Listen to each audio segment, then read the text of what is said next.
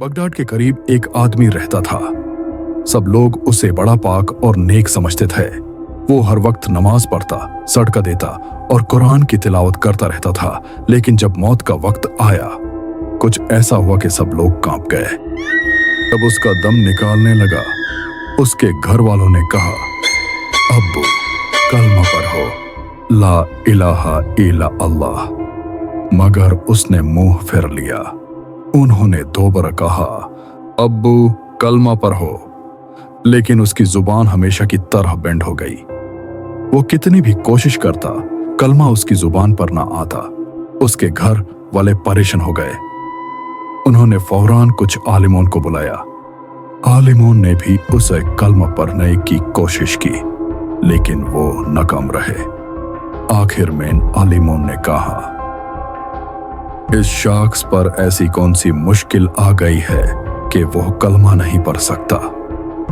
एक इल्म वाले आलिम ने कहा, इसका जवाब सिर्फ अल्लाह ही दे सकता है।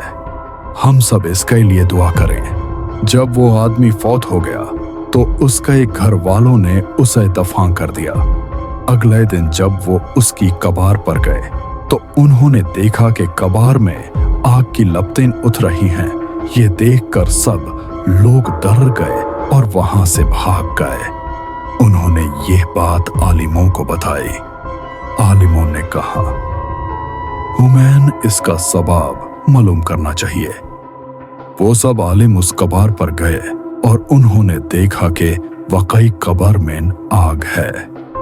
तभी उनमें से एक आलिम ने कहा, इस आदमी ने जिंदगी में कुछ ऐसी गलतियां की होंगी जिनकी वजह से अल्लाह इससे नाराज है।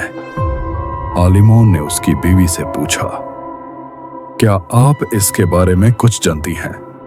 बीवी ने कहा, वो बहुत अच्छा शौहर था, लेकिन एक बात थी कि वो कभी कभी किसी गरीब को सदका देने से पहले 100 दफा सोचता था। अगर कोई गरीब उसके दरवाजे पर आता तो वो उसे दांत कर भगा देता था। आलिमों ने कहा, यही इसकी सजा है। जिसने अल्लाह की रजा के लिए खर्च नहीं किया, उसके लिए अल्लाह ने जहन्नुम की आग तैयार की है।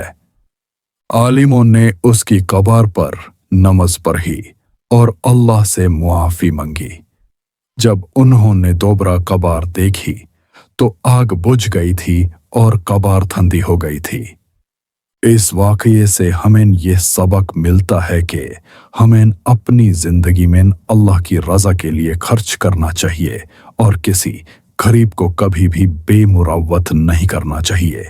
अगर हम ऐसा नहीं करेंगे तो हमें भी ऐसी ही सजा मिल सकती है।